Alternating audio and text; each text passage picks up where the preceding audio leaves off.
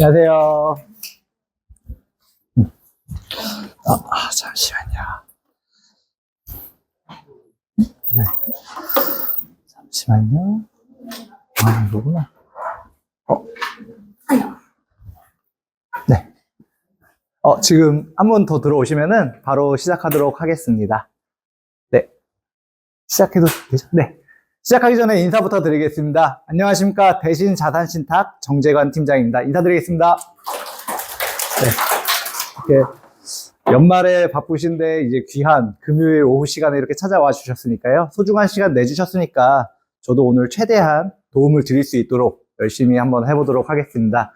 오늘은 앞서 말씀드렸다시피 제가 제목은 신탁방식 정비사업의 이해라고 이렇게 했지만 사실 신탁방식은 이 재건축 재개발 사업을 추진하는 사업 방식 중에 한 가지입니다. 조합 방식도 있고요. 신탁 방식도 있고 또 LH나 SH에서 하는 공공시행 방식도 있습니다.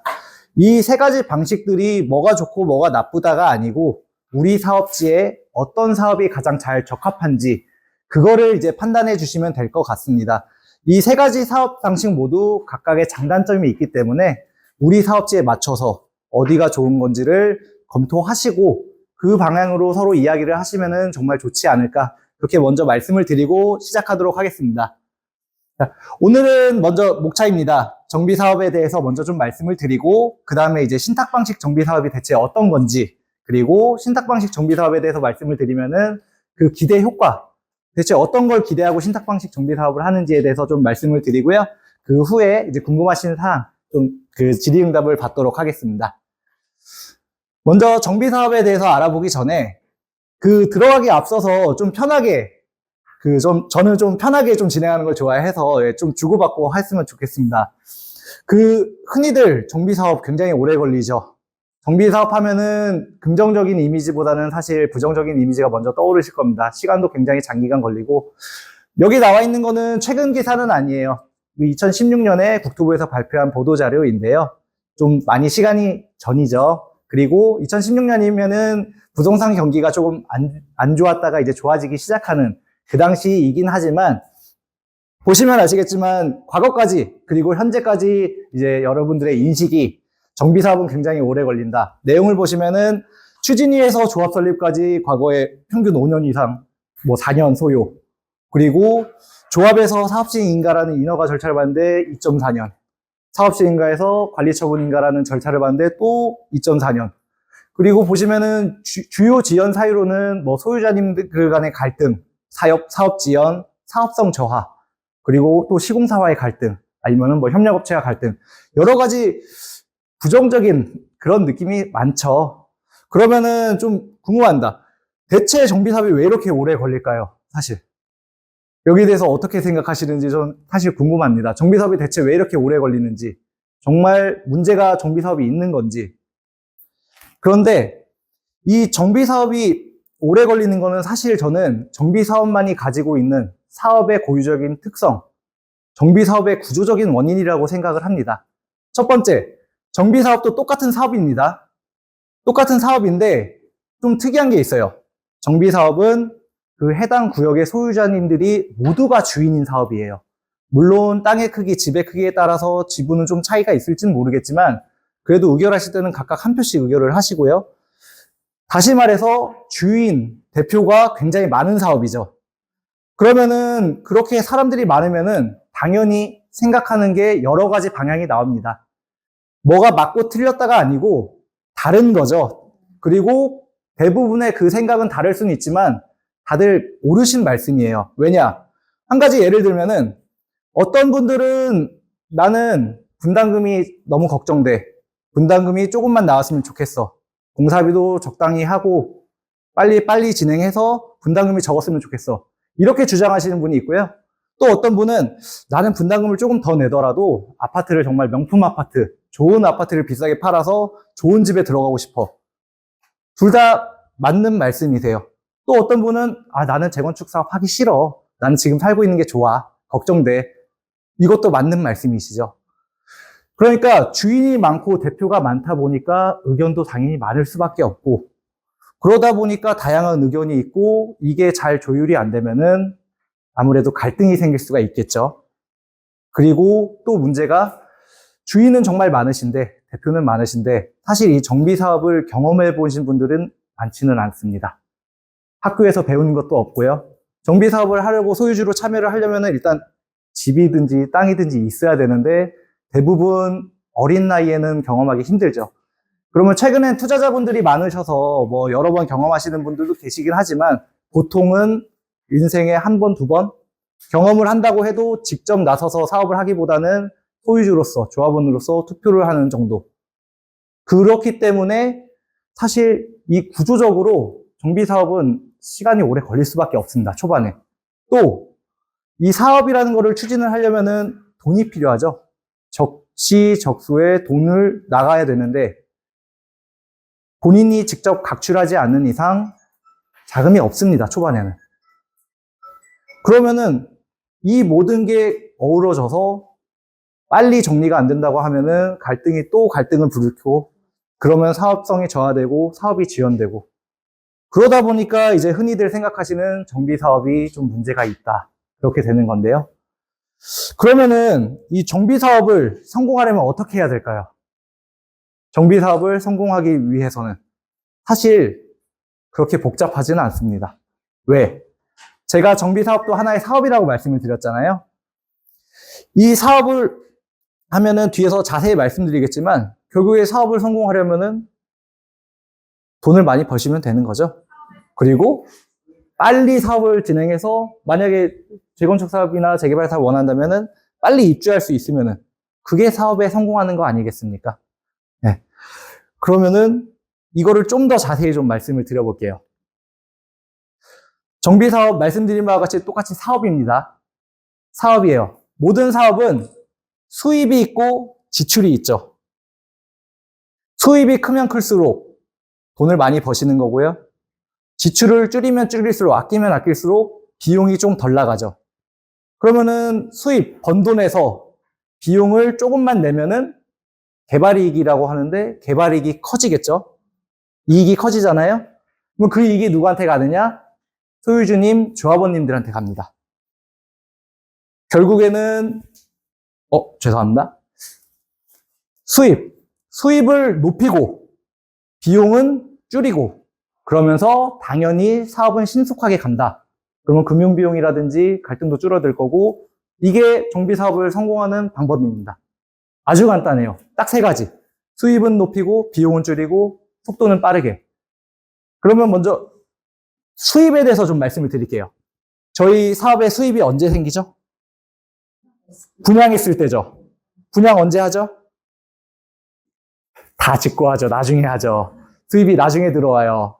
네, 이게 문제죠. 사실은 아까 앞서 말씀드린 문제 중 하나는 자금이 없다는 거. 근데 어쨌든 수입이 나중에 되긴 하지만 수입을 높이려면 어떻게 해야 될까요?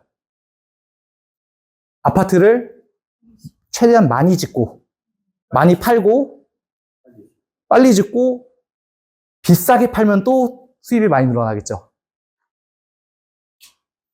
비용은 공사비, 설계비, 감리비, 각종 용역비, 그리고 이렇게 운영을 총회를 한다고 하면 총회비, 여러 가지 비용이 발생을 하는데, 비용에서 가장 큰 거는 또 공사비가 있고, 어찌됐든 비용을 줄여야겠죠. 딱 세 가지입니다. 수입 높이고 아파트 비싸게 많이 팔면 되고요. 비용, 공사비 깎고, 비용 최대한 줄이고 사업 빨리 가면은 금융비용도 줄어서 사업도 빨리 가고 싸울 일도 없고 성공하는 겁니다. 이게 사실은 정비 사업의 끝이에요. 시작이자 끝이라고 저는 생각을 합니다. 그래서 항상 말씀을 드리는데 앞서 제가 말씀을 드렸지만 신탁 방식, 조합 방식, 공공시행 방식 그 모두 다 제가 더 자세히 말씀드리겠지만 이 사업을 추진하기 위한 방식 중에 한 가지예요. 그러면은 이 방식들을 결정할 때 어떤 부분을 고려하시면 되냐? 이렇게 사업을 성공할 수 있는 방식을 결정하시면 됩니다. 우리 사업지에 맞춰서 수입을 올려줄 수 있는 방식, 비용을 어떻게 하면 줄일 수 있을지, 그리고 어떻게 하면 좀 더 빨리 갈 수 있을지.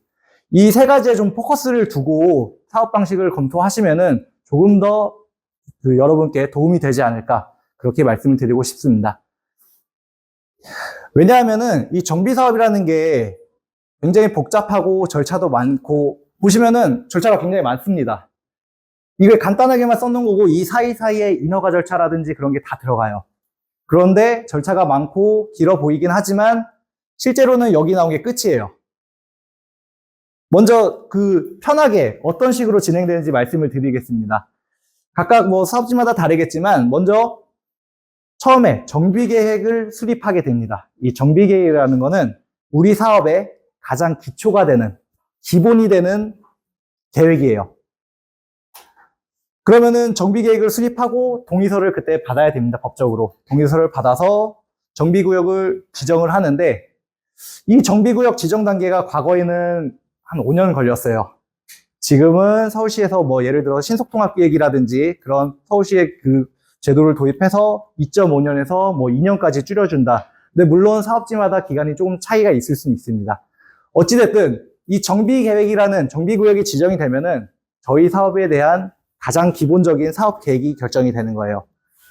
그러면은 그 이후에 흔히 하시는 조합 방식, 지정개발자 방식인 신탁 방식, 뭐 공공시행 방식인 LHSH 방식 3가지 방식을 정비구역이 지정된 이후에 결정을 하시게 됩니다. 그러면은 이 결정을 하시는 거를 미리 준비를 사전에 논의를 하시고 하시면은 좀 더 기간을 줄일 수 있겠죠. 그렇게 사업 방식을 결정하면은 그 뒤에는 똑같아요, 사실은. 시공자 선정을 먼저 썼는데 시공자 선정 시기는 좀 유동적일 수는 있습니다.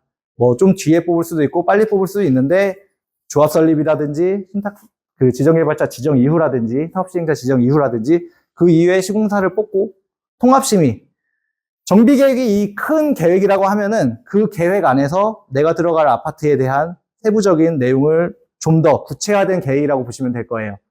통합심의를 거치고 이제 그 통합심의 범위 안에서 사업시행 인허가를 받는 거죠. 도로라든지 상하수도라든지 공원이라든지 그런 부분 인허가를 더 받아서 결국에는 내가 들어갈 아파트 단지를 사업계획을 좀 더 세부적으로 수립하는 겁니다.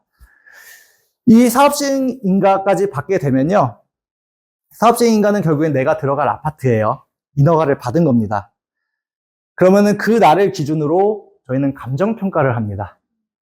감정평가를 어떻게 하냐면은 2가지 감정평가를 생각하시면 되는데요. 첫 번째로는 내가 기존에 살고 있는 집, 내가 살고 있는 종전 자산의 감정평가를 하고요. 2번째로는 이제 앞으로 내가 들어가게 될 집. 사업시행 인가라는 게 앞으로 내가 들어갈 집을 인허가를 받는다 그랬잖아요. 거기에 대한 감정평가를 합니다. 사업시행 인가일을 기준으로. 그렇게 되면은 그때 이제 소유주님들이 결정을 하실 수가 있어요. 어떤 걸 결정하냐? 내 집의 가치가 나왔고 내가 앞으로 들어갈 집의 가치가 20평형 얼마, 30평형 얼마, 40평형 얼마 나오잖아요. 그러면은 20평형 갔을 때 내 분담금이 얼마, 아니면 환급금이 얼마, 30평 가면 얼마, 40평 가면 얼마 계산을 하실 수가 있죠. 그러면은 그때서야 감정평가가 끝나면 그때서야 그걸 가지고 결정을 하실 수 있기 때문에 조합원님 분양 신청, 소유주님들이 먼저 분양 신청을 하게 됩니다. 그러면 분양 신청을 하게 되면 어떻게 되죠? 분양 신청이 끝났어요. 그러면은 분양 신청 안 하신 분들은 이제 현금 청산으로 나가실 거고 분양 신청을 하신 분들은 소유주님으로 분양 신청을 가져가실 거예요. 그러면은 그 나머지는 뭘까요? 일반 분양을 하게 되시죠. 그러면은 소유주님 분양 신청이 끝나고 나면은 일반 분양 몇 개, 조합원님 분양 몇 개, 뭐 임대 몇 개, 상가 몇 개 결정이 되는 거죠. 그러면은 그때서야 저희는 저희 사업의 수입을 정확하게 추정을 할 수가 있습니다. 왜냐하면은 여기 계신 조합원님들의, 소유주님들의 분양가는 이미 결정이 됐고 일반 분양의 개수가 나왔고 일반 분양가가 평당 얼마 정도 할 거다 추정만 하면은 사실상 수입은 결정이 되는 단계죠. 그리고 인허가를 이미 다 받았기 때문에 이제 공사비 부분이라든지 일부분만 조정을 한다고 하면은 비용도 결정되는 단계예요. 이렇게 수익과 비용이 결정되면은 우리 사업에 아까 말씀드린 개발이익을 결정할 수 있는 거고 그 개발이익을 본인이 가진 지분별로 나눈 게 개별 분담금이 됩니다. 죄송한데 잠시만. 네, 그게 개별 분담금이 되는 거예요. 분담금을 아는 시점, 흔히 아시는 관리처분인가? 그게 바로 개개인별 분담금이 나오는 1차적으로 확정되는 게 관리처분인가가 이러한 과정을 거쳐서 나오는 거예요. 그래서 사업 쪽에 어떻게 보면 정말 힘드신 분들도 계실 거예요. 사업을 이제 시작을 하려고 하는데 다들 가장 먼저 물어보시는 거. 그래서 분담금이 얼만데? 내 집이 얼마고 분담금이 얼만데? 나 몇 평 갈 수 있는데? 근데 정말 사업 쪽에 이게 힘든 게 뭐냐? 수익과 비용이 결정돼야지 이게 분담금이 나오는 건데 이 정비계획, 통합심의, 사업시행인가 전까지는 사실상 수입을 정확하게 추정하기 힘들죠. 일반 분양이 몇 개 될지, 소유주는 몇 개 될지, 우리 아파트가 몇 세대가 될지 결정이 정확하게 안 나는 거니까. 하지만 계략적으로 추정을 해서 이제 소유주님께 고지를 해 나가면서 그 편차를 줄여 나가고 결국 관리처분을 받게 됩니다. 관리처분을 받은 이후에는 그 인가받은 관리처분을 기준으로 이주비 대출이랑 사업비 대출을 받아서 이주를 나가시고 이주를 다 나가시면 철거를 하시고 착공에 들어가게 돼요. 이게 굉장히 복잡하다면 복잡하고 길면 긴데 그렇게 어렵진 않습니다. 굉장히 논리적으로 진행되는 사업이고 절차대로 진행이 되기 때문에 향후에 일어날 일에 대해서 사실은 다 예측이 가능합니다. 어느 정도씩. 미리 준비가 가능한 거고요. 그렇기 때문에 앞으로 혹시라도 사업을 추진하시게 되면은 미리 앞으로 어떤 일들이 일어날지 이제 좀 더 고민을 하시고 연구를 하셔서 미리 준비를 하신다면은 사업 기간 또한 많이 단축시킬 수가 있겠죠. 여쭤봐도 되겠습니까? 죄송한데 여쭤보는 거는 좀 이따가 발표 끝나고 Q&A 때 한꺼번에 좀 말씀을 드리도록 하겠습니다. 네. 그러면은 이제 사업 방식 결정, 어떻게 보면 사업 초기에 해야 되는 가장 중요한 결정입니다. 이게 우리 사업이 어떤 방식으로 가느냐 결정인데요. 도정법에 도시 및 주거환경 정비법에는 크게는 세 가지 방식이 있습니다. 흔히 하시는 조합 방식, 그리고 공공시행자, LH나 SH와 하는 공공재개발 같은 공공시행자 방식이 있고 마지막으로는 신탁 방식이 있습니다. 이 세 가지 방식이 있고 이 세 가지 방식에 대해서는 한 번 더 말씀을 드리지만 우리 사업지와 가장 잘 맞는 그리고 여러 가지 요건을 봤을 때 우리 사업을 가장 성공으로 이끌어줄 수 있는 사업으로 가시면 됩니다. 저는 지금 신탁 방식에 대해서 오늘 설명드리려고 왔지만 사실은 신탁사에 들어오기 전에는 건설사에서 근무를 했고요. 건설사에서도 이제 도시정비 사업만 했습니다. 그래서 제가 경험한 바로는 굉장히 뛰어나신 조합장님도 많고 조합 이사님, 감사님 많으시고 조합 사업도 정말 잘 이끌고 나가시면은 빠르게 잘 갈 수가 있어요. 반면에 그렇지 않은 분들도 당연히 있을 수 있죠. 네. 아니면은 뭐 다른 문제가 있을 수도 있고요.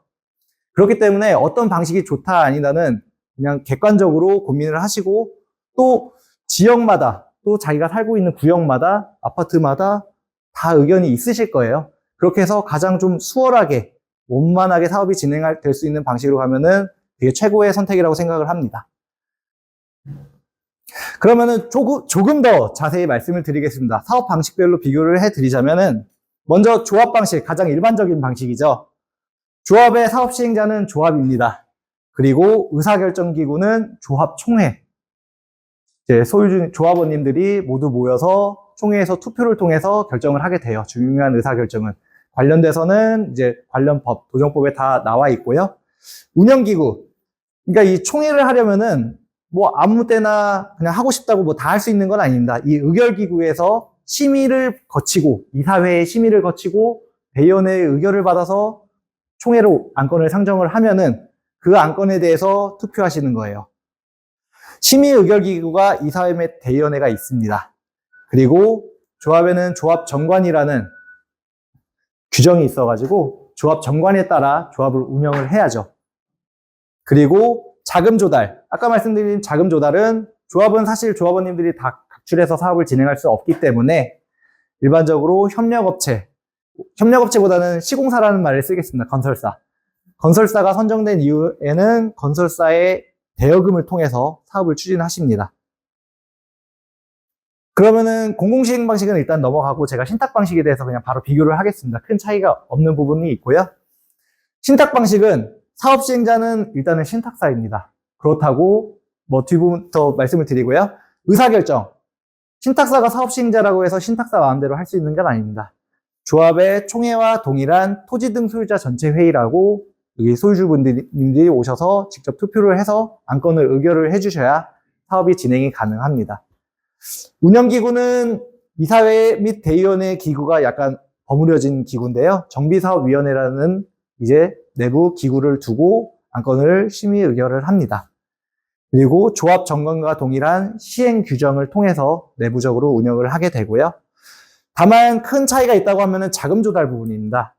조합 방식은 시공사를 통해서 자금을 조달한다고 하면은 신탁 방식은 자금 조달이 신탁사가 자금 조달까지 하는 방식입니다.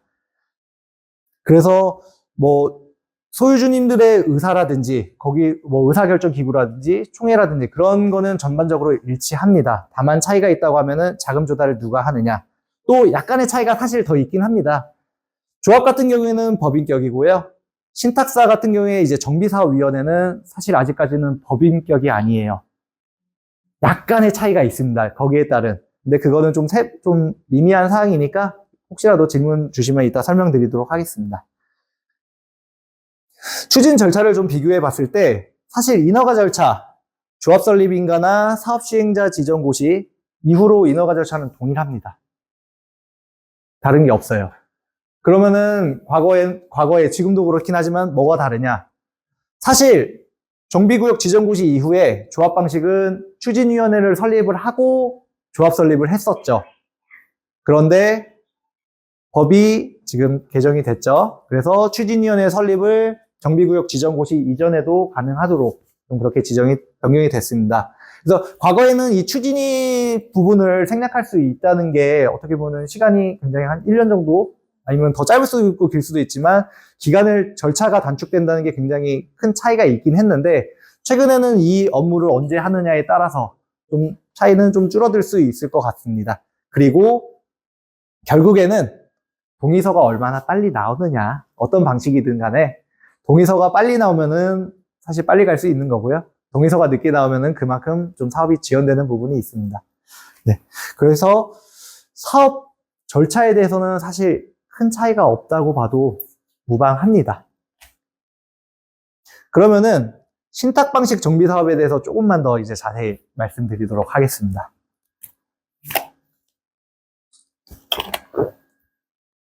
자, 신탁. 사실 신탁이라는 단어를 저도 처음 들었을 때는 그렇게 좋지는 않았어요. 그렇게 긍정적인 느낌은 아니에요, 사실. 신탁이라는 게 믿고 맡긴다잖아요. 믿는다는 단어는 좋지만 맡긴다는 단어는 그렇게 좋지 않죠. 내 재산을 믿고 맡긴다? 그것도 잘 아는 사람도 아닌데 그건 쉽진 않죠. 그런데 신탁 방식이 믿고 맡기는 이 신탁 방식이 왜 도입되게 됐냐? 사실 아까 앞서 말씀드린 이 정비 사업의 구조적인 문제점 그것 때문입니다. 자금이 없죠. 초기에 자금이 없으니까 너무 힘든 게 있고요. 또 아까 말씀드렸다시피 굉장히 의지와 열정은 가득하지만 사실상 이 정비 사업도 전문적인 그리고 시공사를 상대해야 되는 분야인데 아무래도 전문성 분야에서는 뛰어나신 분도 있을 수 있습니다. 그런데 좀 부족해서 좀 보완이 필요한 게 사실이었고요. 그리고 아까 말씀드렸던 같이 사업 지연이라든지 주민 갈등 그런 부분을 원활하게 잘 하지 못하면은 사업이 좀 많이 지연이 됐죠. 그래서 2016년에 정부에서는 부동산 전문 개발사인 신탁사를 이 정비 사업에 참여를 시키면은 뭔가 좀 긍정적인 효과가 일어날 수 있지 않을까. 그렇게 해서 법을 개정을 해서 신탁사를 정비 사업에 참여할 수 있도록 하였습니다. 그런데 처음에 이렇게 했을 때 사실 그렇게 많이 하지는 않으셨어요. 왜? 뒤에서 좀 더 설명을 드리겠지만 조합 방식이 가장 일단 일반적이고요. 신탁 방식이라는 게 제가 말씀드렸다시피 그렇게 좋은 느낌도 아니었고 네. 그런데 점점 늘어나는 추세입니다. 그거는 좀 이따 말씀을 드리겠고요. 그러면 신탁 방식이 딱 한 가지 방식이 있냐? 그건 아닙니다. 신탁 방식이 총 2가지 방식이 있습니다. 크게는. 첫 번째로는 아까 앞서 말씀드렸다시피 사업 시행자 방식인데요. 이거는 신탁사가 사업 시행자가 돼서 사업을 추진하는 겁니다. 기존의 추진위원회나 조합이 설립되지 않은 정비구역 지정 단계에서 지정 후에 신탁사를 바로 지정해서 사업을 추진하는 방법이고요. 그러면은 기존에 추진이나 조합이 있는데요. 조합이 설립되어 있는데 신탁 방식은 못하나요? 그건 또 아닙니다. 사업 대행자 방식이라고 있습니다. 조합은 그대로 유지를 하면서 조합에서 의결기구라든지 그런 건 그대로 진행을 하면서 신탁사를 사업 대행자로 두고 사업을 추진하는 겁니다. 약간의 차이는 있지만 뭐 조합이 있든 없든 간에 신탁 방식은 가능합니다. 그 신탁사의 그 최근 정비사업 참여 현황을 보시면은 이게 금융투자협회에서 발표된 자료인데요. 지금 꾸준히 증가하는 것을 보이고 있습니다. 실제로 뭐 이거는 정비구역 지정 이후에 사업 시행자라든지 대행자 지정 고시를 받은 수치이고 MOU를 체결을 하고 사업 초기부터 신탁사와 협업을 하고 있는 그런 사업장들은 뺀 수치입니다. 그래서 지속적으로 좀 도입을 지금 증가가 특히나 최근에 많이 지속적으로 되고 있는데요. 뭐 여기는 그냥 편하게 넘어가겠습니다. 흔히 아시겠지만 목동 같은 경우에도 14개 단지 중에 상당히 많은 단지들이 이제 신탁을 했고, 뭐 여의도 같은 경우에도 상당히 많은 단지들이 검토를 하고 진행을 하고 있고요. 그리고 군포에도 굉장히 군포는 오히려 신탁 방식이 더 많이 지금 좀 하고 있습니다. 그리고 좀 더 말씀을 드리면은 분당 1기 신도시. 1기 신도시가 이제 선도지구라는 거를 해서 먼저 이제 진행할 단지들을 뽑았는데 선도지구에 선정된 이 3개 단지가 모두 신탁 방식을 결정을 해서 신탁 방식을 통해서 선도지구로 선정이 됐습니다. 여기에 그 제가 박스에 쳐놓은 거는 제가 사실 얼마 전까지만 해도 이제 샛별마을을 담당해서 제가 선도지구를 했기 때문에 좀 제 자랑하려고 한 거고요. 네. 그런데 이 신탁 방식이 늘어난다고는 하지만 고민은 아직도 많죠. 네. 왜?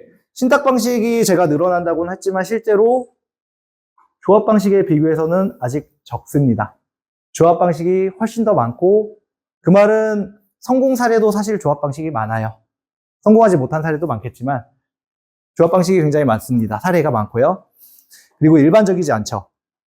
그리고 신탁 방식을 하게 되면은 흔히들 신탁 보수, 수수료가 발생하는 거 아니에요? 비용이 발생하는 거 아니에요? 조합 방식으로 가면은 굳이 내지 않아도 되는 비용을 신탁 수수료를 내야 되는 거 아니에요? 그리고 신탁 방식으로 가게 되면은 과거에는 전체 토지 등수자 그 토지 면적의 3분의 1 그게 개정이 돼서 10분의 1 이상 그게 또 개정이 돼서 적정 면적으로 이제 신탁 등기를 했어야 됐습니다. 그래서 굉장히 신탁 등기를 한다고 재산을 뺏기거나 그런 건 아니에요. 신탁을 해두셨다가 사업 추진을 위해서 신탁을 해두셨다가 만약에 뭐 매매를 하신다든지 아니면 뭐 세입자가 와서 대출을 해야 된다든지 뭔가 하시면은 그때 신탁사한테 얘기를 해서 잠깐 신탁을 풀었다가 다시 신탁을 걸면 돼요. 그런데 번거롭죠. 굉장히 번거롭죠. 네. 그래서 이런 문제점들이 실제로 있습니다. 이게 가장 고민이 되는 부분이기도 하고요. 근데 이제 신탁 방식, 그 신탁 등기에 대해서 말씀을 드리자면은 조합 방식으로 가시더라도 이주 나가시기 전에는 신탁 등기를 하셔야 돼요. 그래야지 안전하게 이주가 진행이 되고 이주 때 문제가 안 생겨야지 철거가 되고 착공을 할 수 있기 때문에 이주 나가시기 전에는 기본적으로 신탁은 하신다고 보시면 되고 신탁 방식을 좀 이른 시기에 할 수도 있다. 그렇다고 전부 다 하는 건 아니고 일부 정비사업위원회 임원이나 몇몇 분들이 할 수 있다. 그런 거를 말씀을 드립니다. 이런 고민들이 있어요. 사실은 여기서 뭐 말씀을 드리겠지만 이런 고민들이 있고 보시면은 2016년 그러니까 17년부터 사업법이 개정돼서 제대로 가게 된 거죠. 17년부터 시행이 된 건데 2023년에 이제 한 200건 정도 되니까 그러면 그전에는 얼마 없었다는 거네? 실제로 맞습니다. 그렇게 많지는 않았어요. 왜냐?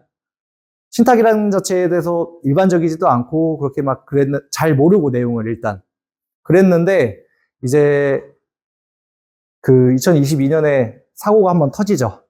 둔촌주공 사태. 이제 시공사가 공사 중단을 하면서 한 6개월 정도 공사 중단을 했고 결과가 어떻게 됐는지 모르지만 그때 당시 이제 신문 기사에는 뭐 추가 분담금이 한 2억 원 발생했다 사업 지연으로 뭐 그런 식으로 하면서 좀 안정적으로 사업을 추진하는 방법이 어떤 게 있을까 하다가 이제 좀 더 공부를 하시고 선호받게 된 게 어떻게 보면 신탁 방식이고요. 그럼에도 아직까지는 조합 방식이 더 많습니다. 그러면은 어떤 것을 기대를 하고 과연 신탁 방식을 하실지. 아까 말씀드렸다시피 사업 방식을 결정할 때는 크게 세 가지. 수익과 비용, 그리고 신속하게 사업을 추진할 수 있는 그 방식을 결정하시면 된다고 말씀을 드렸습니다. 이거는 그냥 간단하게 제가 제 사례로 먼저 사례를 그냥 말씀을 드리도록 하겠습니다. 이 재개발 사업이었고요.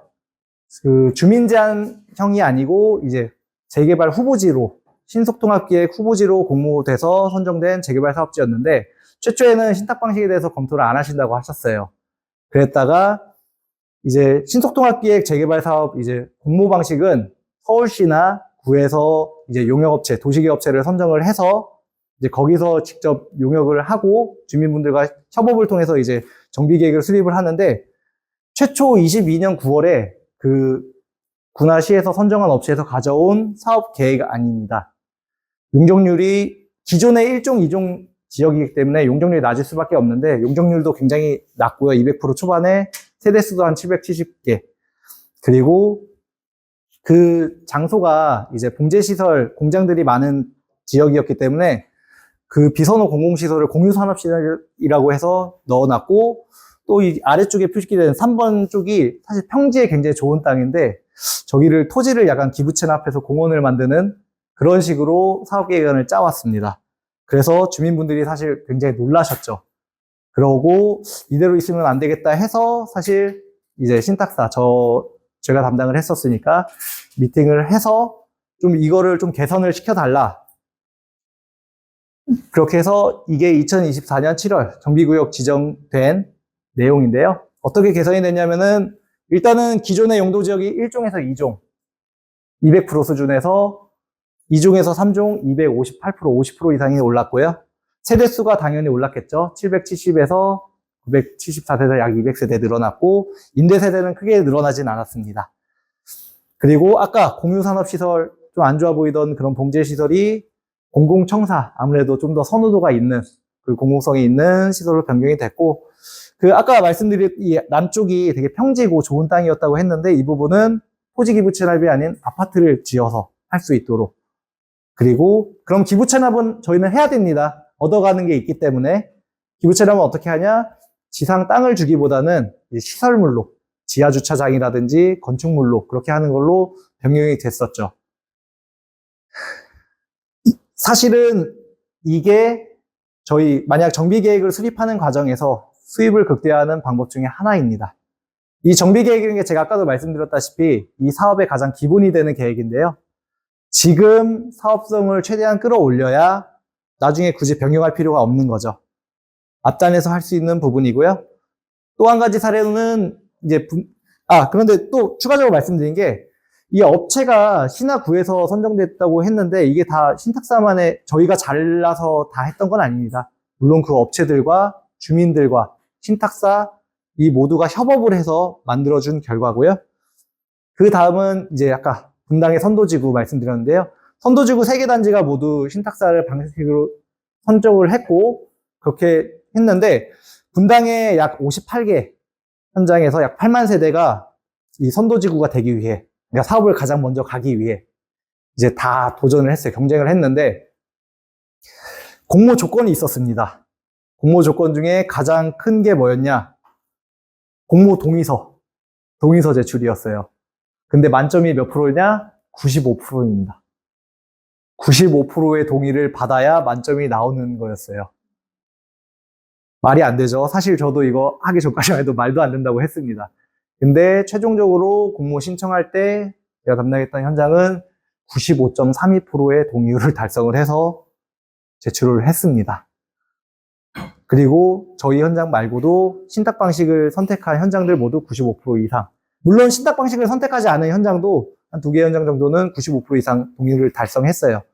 그럼에도 제가 말씀드리고 싶은 것은 신탁 방식으로 해서 전문가의 초반의 지원을 통해 이제 소유주님과 협력 관계를 잘 구축을 하면은 뭔가 사업이 좀 더 원활하고 빠르고 잘 갈 수 있지 않을까. 이런 부분을 말씀드리기 위해서 여기를 했고요. 이제 일반적인 사항으로 좀 신탁 방식을 하는 이유에 대해서 말씀을 드리겠습니다. 아까 자금 조달을 조합 방식은 시공사를 통해서 하고 신탁 방식은 신탁사가 자금 조달을 한다고 하는 게 가장 큰 차이점이라고 했는데, 사실 조합 방식과 신탁 방식의 사업 방식의 차이에서 가장 크게 이제 뭔가 결과물을 만들어내는 게 자금 조달을 누가 하느냐입니다. 이 시공사는 물론 시공사가 나쁘다는 건 아니에요. 저도 시공사에서 근무를 했고 정말 열심히 합니다. 사업 성공을 위해서. 업무적으로도 정말 많이 지원을 하고 시공사의 업무 분야가 아닌 것도 많이 지원을 해줍니다. 그런데 결과적으로 약간 차이가 있어요. 소유주님들이 사업에 성공을 하려면은 아까 말씀드렸다시피 비용을 줄여야 됩니다. 그 말은 공사비를 최대로 절감할 수 있으면 절감을 해야 된다는 거죠. 반면에 시공사는 당연한 겁니다. 시공사 기업이에요. 이윤을 창출하는 기업이기 때문에 돈을 잘 벌어야죠. 공사비를 최대한 많이, 최대한 빨리 받는 게 중요합니다. 물론 항상 그 사이에서 적정선에서 협의가 이루어지지만, 그래서 사업이 잘 가지만 어떤 경우에서는 협의가 잘 안 된다든지 갈등이 생긴다고 하면은 문제가 생기죠. 왜? 시공사한테 자금을 대여받아서 사업을 추진을 하는데 공사비라든지 여기저기서 이제 이해관계에서 문제가 생기게 된다고 하면은 시공사 입장에서 과연 돈을 빌려줘야 될까요? 계속? 공사비를 계속 깎으려고 하고 문제만 발생하는데, 그래서 과거에는 사실 뭐 시공사와의 좀 분쟁, 이 부분이 가장 좀 힘든 문제가 있었습니다. 시공사의 돈을 빌려서 사업을 추진하기 때문에 당당하게 얘기할 것도 좀 못할 때도 있었고요. 근데 가끔씩은 너무 과한 요구를 할 때도 있었습니다.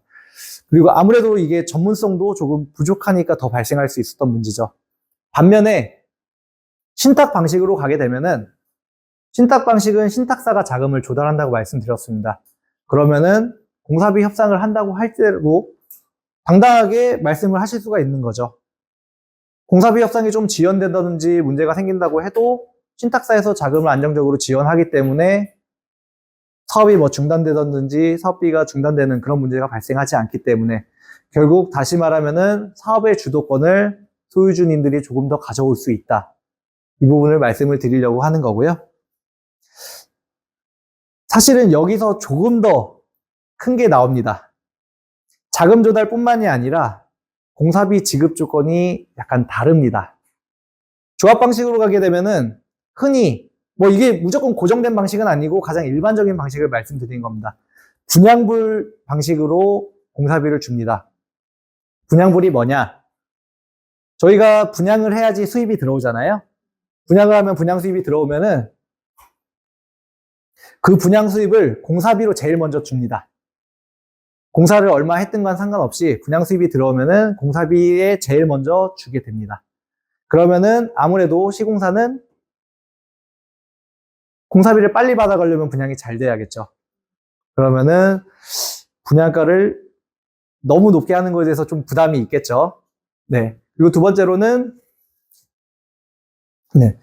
그리고 공사비가 이제 일단 공사비를 빨리 받아야 되니까 분양이 잘 돼야 되니까 분양 가격은 조금 낮추려고 할 거고요. 그리고 아까 말씀드렸다시피 자금을 시공사에서 과거에 대여를 하면은 그 비용에 대해서 금융비용이 계속 발생하겠죠. 근데 금융비용 외적으로도 금융비용은 매달 나가는 건 문제가 안 되는데 돈이 이제 묶이는 거죠. 시공사의 돈이 오랜 기간. 그러면 시공사 입장에서 조합 방식의 사업을 추진할 때 고민을 하게 됩니다. 이게 사업이 지연되면은 돈도 많이 오랫동안 묶여야 되고 또 이게 리스크도 있고, 그러면은 하이 리스크 하이 리턴이라고 하는데 리스크가 크면 아무래도 이익률을 조금이라도 더 보려고 하겠죠. 이렇게 힘든 사업을 하는데 이익률 한 5%? 좀 더 받는 거야 6%? 그럴 수가 있겠죠. 반면에 신탁 방식은 기성불입니다. 공사를 한 대로 공사 공정률에 맞춰서 공사비가 지급이 됩니다. 분양이 잘 되든 안 되든 공사를 만약에 시공사에서 1%를 했으면 1%에 대한 공사비가 나가고요. 10%라면 10%의 공사비가 나갑니다. 그러면 시공사 입장에서는 두 가지예요. 첫 번째, 대여금을 굳이 안 줘도 되니까 사업이 좀 지연되더라도 크게 지장이 없습니다. 두 번째로는 공사를 늦게 하든 언제 하든 내가 공사한 만큼 공사비를 받을 수 있기 때문에 따박따박 안정적으로 받을 수 있기 때문에 분양에 대한 리스크도 사실은 없다고 봐야죠. 사업 지원이나 분양에 대한 리스크가 굉장히 줄어드는 겁니다. 그러면은 이렇게 안정적인 사업을 하고 어차피 공사한 만큼 공사비가 들어오니 안정적으로 수입을 얻을 수 있으니 사업 이익률을 생각했을 때 이거는 위험한 사업보다는 조금은 낮춰서 5%가 아니라 한 4%, 3% 해도 우리한테는 안정적으로 이득인 거 아니야? 그렇게 생각을 할 수가 있겠죠. 사실은 조합 방식과 신탁 방식의 공사비 차이가 이런 리스크 비용의 차이가 가장 크다고 저는 보고 있습니다. 이익률도 있겠지만 리스크 비용의 차이도 줄기 때문에 공사비가 좀 절감될 수 있는 요소고요. 이거는 2020년부터 23년 정비사업 평균 공사비 현황인데 사실 이거를 무조건 맞다고 저는 하진 않아요. 왜? 공사비는 사업의 규모나 지역, 위치에 따라서 지하를 몇 층을 파냐에 따라서 다 다릅니다. 하지만 일반적으로는 신탁 방식이 조금 저렴한 건 맞습니다. 왜냐하면 아까 말씀드린 사유 때문에. 2023년을 보면 그런데 신탁 방식이 많이 높죠. 거의 한 100만 원, 평당 100만 원이 높은데 이때는 이제 여의도에 1000만 원 넘는 공사비가 들어가 있기 때문에 한 4개 사업지를 평균으로 나오니까 좀 높게 됐는데 어쨌든 이게 무조건 맞다. 그건 아니지만 일반적으로 신탁 방식의 공사비가 조금 저렴하다. 말씀을 드리겠습니다. 그리고 흔히 아시는 신탁 방식은 저희는 금융감독원과 금융투자협회의 관리 감독을 받기 때문에 조금 더 안정적인 투명한 사업 추진을 할 수 있고요. 조합 방식이 그렇다고 그렇지 않다는 건 아닙니다. 다만 더 안전하게 갈 수 있다는 걸 말씀을 드리는 거고 그리고 아무래도 이런 정비사업 경험이 많은 전문가들이 사업 초기부터 지원을 하고 향후 인허가에서도 지원을 하기 때문에 투명하고 좀 더 비용도 절감하고 빠르게 사업을 추진할 수 있지 않을까 그런 기대감에 사실 신탁 방식을 검토를 많이 하십니다. 네. 신탁 방식을 추진할 때는 이건 혹시라도 질의가 나오면 말씀을 드릴 건데 이제 하고 싶다고 해서 아무 신탁사나 뭐 마음대로 하실 수 있는 게 아니고 이것 또한 법에서 정한 절차를 거쳐서 주민의 동의를 얻어야 진행을 할 수 있는 부분이라는 것을 사전에 말씀드리겠습니다. 우선은 발표는 여기까지 마치고 좀 질의응답 받으면서 답변 드리도록 하겠습니다. 감사합니다.